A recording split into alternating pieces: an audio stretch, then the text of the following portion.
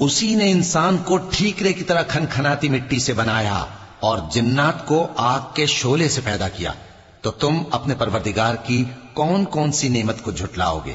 وہی دونوں مشرقوں اور دونوں مغربوں کا مالک ہے، تو تم اپنے پروردگار کی کون کون سی نعمت کو جھٹلاؤ گے؟ اسی نے دو دریا رواں کیے جو آپس میں ملتے ہیں، مگر دونوں میں ایک آڑ ہے کہ اس سے تجاوز نہیں کر سکتے، تو تم اپنے پروردگار کی کون کون سی نعمت کو جھٹلاؤ گے؟ ان دونوں دریاؤں سے موتی اور مونگے نکلتے ہیں، تو تم اپنے پروردگار کی کون کون سی نعمت کو جھٹلاؤ گے؟ اور جہاز بھی اسی کے ہیں جو سمندر میں پہاڑوں کی طرح اونچے کھڑے ہوتے ہیں، تو تم اپنے پروردگار کی کون کون سی نعمت کو جھٹلاؤ گے؟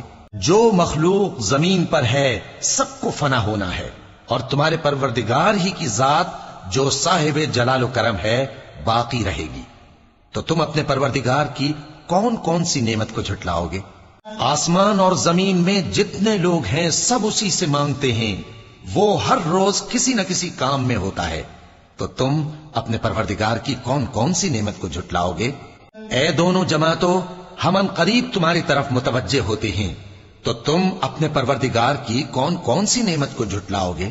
اے گروہ جن و انس، اگر تمہیں قدرت ہو کہ آسمان اور زمین کے کناروں سے نکل جاؤ تو نکل جاؤ، اور زور کے سوا تو تم نکل سکنے ہی کہ نہیں، تو تم اپنے پروردگار کی کون کون سی نعمت کو جھٹلاؤ گے؟